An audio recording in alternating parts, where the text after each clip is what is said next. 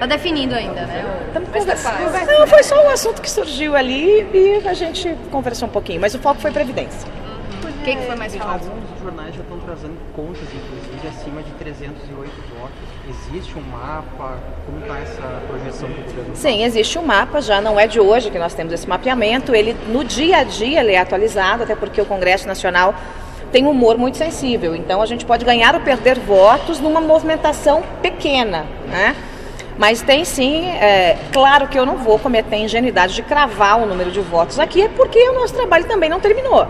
A gente ainda está em busca de mais e mais votos e também em aperfeiçoar mais o texto que será apresentado, será votado na comissão especial. Então a gente vai ter uma musculatura maior do que o relatório inicial apresentado. Conversamos sobre alguns pontos em que o governo sugere algumas modificações e o Rogério Marinho aí está fazendo um bom trabalho, já conseguiu deixar a Previdência um pouco mais musculosa. Então vai ter mudanças. O texto vai ter mudanças. Quais seriam essas mudanças? Vai ter, a gente está trabalhando nelas, né? Mas já houve aí um acréscimo de alguns bis, né, do relatório original para o que a gente vai para o modificativo, né, para o texto modificado que será apresentado.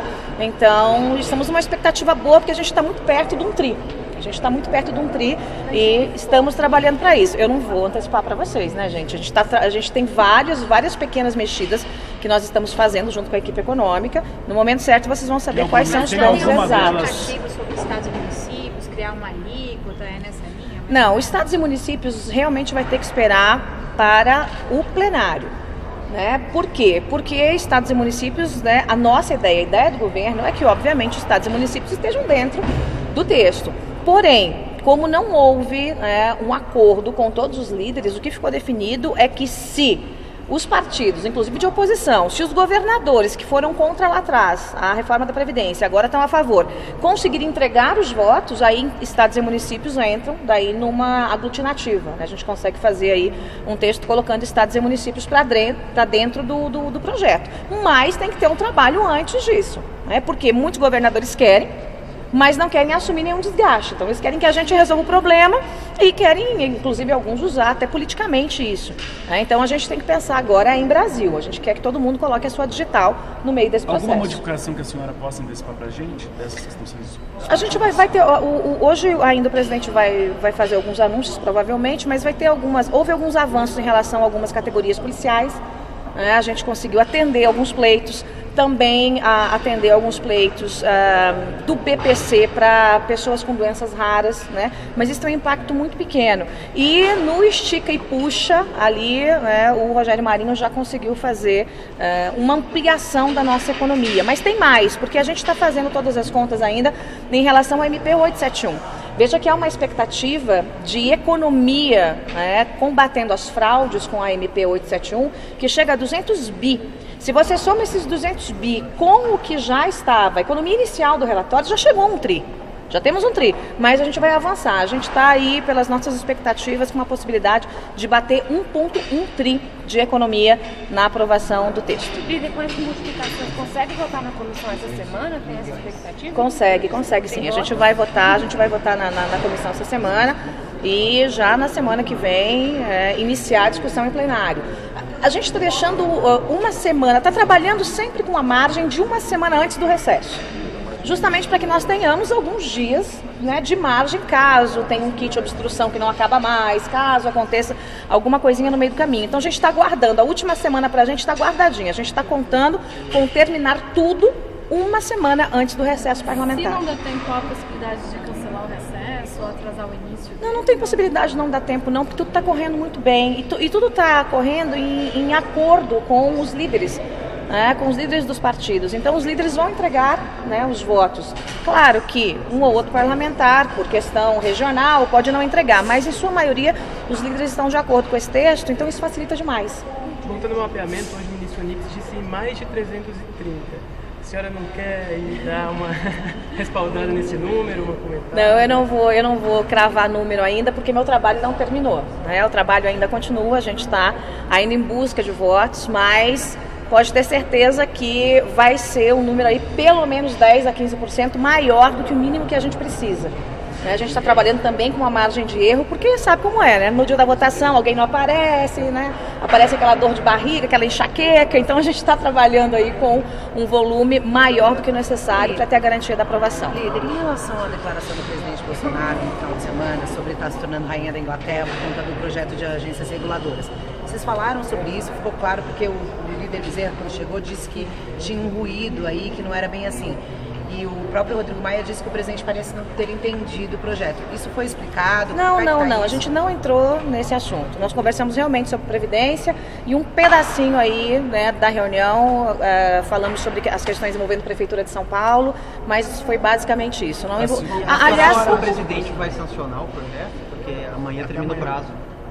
Olha, achar é premador, né? Não posso falar, porque a gente não conversou a respeito. Agora, o texto, propriamente dito, o projeto, ele em si não é ruim. Pode não ser perfeito, mas ele cria ali alguns critérios de seleção. Ele faz uma peneirada, né, antes da composição da lista tríplice, para que o presidente venha escolher. Agora, é um direito do presidente vetar. Se o presidente vetar, a gente vai trabalhar para manter o veto. Líder, vai tirar um pouco de trabalho para eles fazerem um mal-estar que essa declaração que o presidente Bolsonaro fez e o Congresso está se transformando numa rainha da Inglaterra? Não, gente, eu acho o seguinte, a sensação que dá é que uma brisa em Brasília dá pneumonia.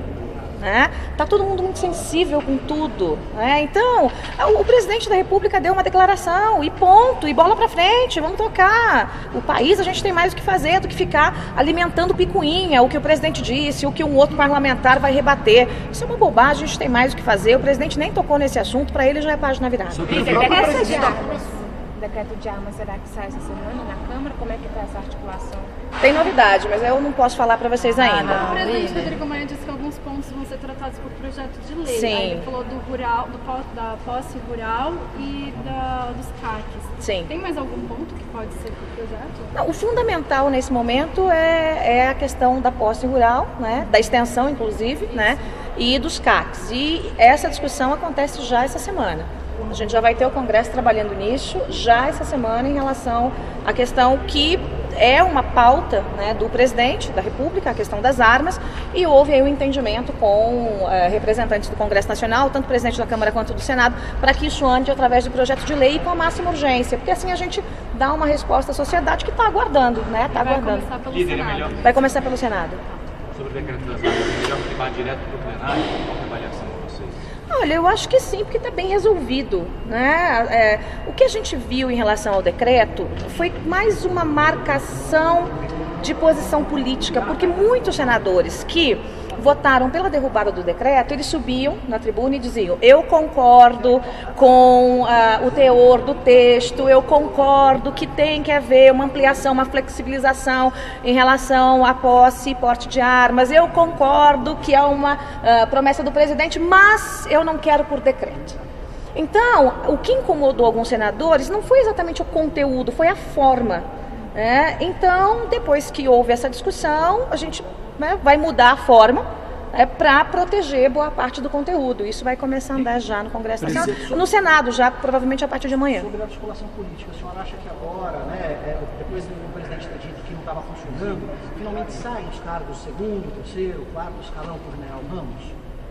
Olha, o general Ramos não estava na reunião. O general Ramos não estava na reunião, estava o Jorge nessa reunião nos acompanhando, e se os cargos vão sair ou não vão sair, o fato é que se há espaços eles têm que ser ocupados, e os ministros têm total autonomia para dizer quem são as pessoas que vão ocupar, sendo ou não indicação política. A questão que nós sempre resguardamos é o critério técnico. Não importa se a indicação é ou não política, o que nos importa é que seja alguém qualificado tecnicamente para assumir qualquer cargo que seja, nem que seja de 8º escalão, mas tem que ser preparado para isso. O presidente manifestou apoio à candidatura da senhora para a Prefeitura de São Paulo? Olha, ele parece que está bastante simpático a ideia.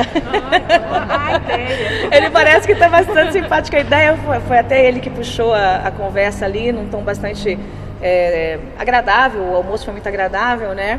E vamos conversar. Eu falei para ele o seguinte: presidente, eu sou soldado, né? Eu sou soldado. O senhor mandou, eu estou indo. Então, vamos aguardar aí as orientações do presidente. Líder, sobre a ausência do ministro Moro na CCJ na quarta, como é que a senhora vê a movimentação da oposição para convocá-lo?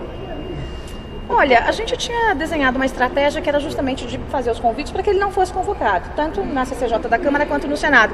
Eu não falei com o ministro Moura a respeito disso ainda, mas vamos ver se a gente consegue apaziguar um pouquinho e transformar essa convocação em convite de novo, né? Eu acho que é possível, sim.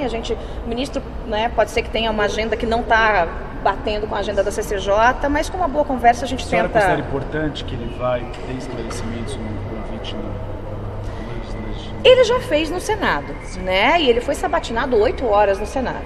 Então eu duvido que alguém tenha deixado de passar alguma pergunta. Vai ser mais do mesmo.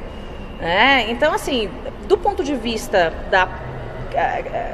do cuidado com o tempo, né, e com o trabalho do ministro, eu acho que, sinceramente, é dispensável, porque ele já respondeu tudo que tinha que responder. Mas o parlamento é o parlamento. E se a Câmara quiser que ele vá e aprovar essa convocação ou um convite, o ministro, obviamente, vai cumprir aí as honras, né? Tem que fazer. Reforma tributária, a comissão será criada essa semana? Não sei. Acho que sim, mas não falamos sobre isso. Vocês acham que eu sou o oráculo, né, gente? Às vezes. Tudo, né? O oráculo, né? Sabe tudo. Eu não sei, a gente está... eu queria juntar os textos da tributária. Eu queria juntar a do Baleia Rossi com a que nós temos, que é muito boa. Então eu acho que ambas são muito complementares, independente de qualquer eventual troca de canelada, né? Eu conversei hoje com o ministro Paulo Guedes também bastante, né, sobre a gente acalmar os ânimos.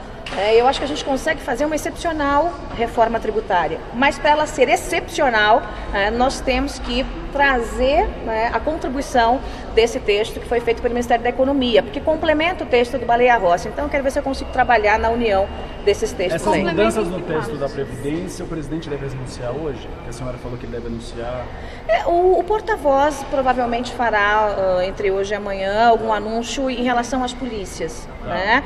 Polícia Federal, a Polícia Rodoviária Federal, né? Aquelas que estão debaixo do escopo da União. Então ele deve fazer ali alguns anúncios, mas como, por exemplo, a pensão integral em caso de morte, né? Havia a possibilidade dela não ser integral, ficou definido que vai ser integral. Então a gente já atendeu alguns pleitos das categorias policiais, né? Dentro do que, obviamente, o governo poderia atender.